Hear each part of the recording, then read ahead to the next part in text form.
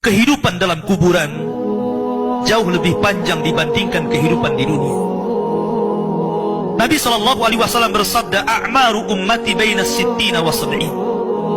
Bahwa usia umatku itu hanya berkisar 60 sampai 70 tahun saja. Sedikit yang lewat 70 tahun. Kalaupun ada usia yang sampai 100 tahun itu sedikit sekali. Tapi kebanyakan di bawah 70 tahun, umumnya umat Rasul itu sudah meninggal dunia. Tetapi ketika orang masuk ke dalam kuburan, usia dia di kuburan sampai kiamat ditegakkan itu panjang sekali. Anda bisa bayangkan, orang yang meninggal sejak zaman Nabi Adam sampai hari ini kiamat tidak dibangkit-bangkitkan, menunjukkan bahwa kehidupan kuburan jauh lebih panjang dibandingkan kehidupan dunia. Dari sinilah maka wajar seorang mukmin harus takut dengan kehidupan kuburan. Ma'asyiral muslimin yang dimuliakan Allah Azza wa Jalla. Tetapi para ulama mengatakan, apakah orang yang mendapatkan adab kubur itu munqati atau mustamir, terus menerus ataukah terputus? Kata para ulama, adab kubur itu hanya terputus dengan tiupan sangkakala Israfil. Ketika itulah Nabi SAW menceritakan bahwa Allah Subhanahu wa Ta'ala memerintahkan kepada Israfil untuk meniup sangkakala yang pertama. Disinilah adab kubur terputus.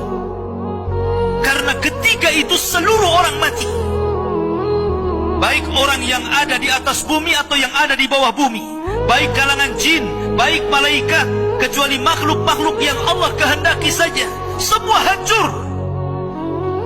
Dan Abu Hurairah radhiyallahu anhu menceritakan kehancuran bumi setelah tiupan sangkakala itu adalah 40. Bisa 40 hari, bisa 40 bulan, bisa 40 tahun. Yang jelas Allah hancurkan bumi ini. Allah luapkan lautan ke daratan. Allah jatuhkan bintang.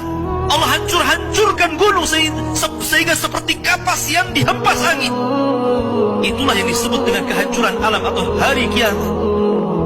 Baru setelah kemudian bumi tidak bulat lagi, tapi bumi terhampar. Allah ganti bumi yang kita pijak dengan bumi yang baru. Itulah yang disebut dengan padang mahsyar. Maka disitulah Allah Subhanahu wa Ta'ala memerintahkan Israfil untuk meniup sangkakala kebangkitan. Yang kedua kalinya Israfil pun kemudian meniup sangkakala. Maka dari situlah manusia keluar dari perut bumi. Wa akhrajatil ardu athqalaha. Allah keluarkan beban-beban beratnya. Disitulah orang-orang yang beriman, ketika mereka muncul dari kuburan, maka mereka akan berkumpul dengan keluarganya. Allah mengatakan, alladzina amanu wattaba'athum dzurriyyatuhum biimanin alhaqna bihim dzurriyyatuhum. Orang-orang yang beriman, kemudian keimanan diikuti oleh keluarganya, oleh istrinya, oleh suaminya, oleh bapaknya, oleh anak-anaknya, oleh cucu-cucunya. Maka ketika mereka dibangkitkan dari kuburan, mereka langsung berkumpul menjadi satu keluarga. Dan itu sebuah ketenangan. Tapi orang-orang di luar daripada beriman, mereka keluar dari perut bumi seperti dua binatang. Pertama Allah contohkan dengan laron yang berterbangan. Anda bisa melihat laron apabila terbang di atas lampu atau di sekitar lampu. Lihat bagaimana cara terbangnya. Mereka akan saling tubruk dengan kawan-kawannya. Karena pada hari itu anak lari dari orang tuanya, suami lari dari istrinya, orang tua lari dari anaknya. Terkadang mereka bertubruk satu dengan yang lainnya. Yang kedua seperti belalang kal jaradil muntashir. Pertama seperti laron dulu, lari sana lari sini, yang dari barat ke timur, yang dari timur ke barat, yang dari selatan ke utara, yang dari utara ke selatan. Mereka kacau sehingga mereka mengatakan, ya wailana man ba'atsana min marqadina. Celaka, siapa yang membangunkan aku dari tidurku? Tapi orang-orang yang beriman hanya mengatakan, hadza ma wa'adar rahman wa sadaqal mursalin.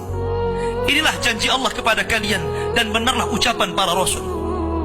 Baru setelah itu dari padang mahsyar berteriak seorang yang Allah suruh untuk berteriak. Mulailah kemudian mereka teratur. Maka mereka akan berjalan ke satu titik. Disitulah yang disebut dengan padang mahsyar.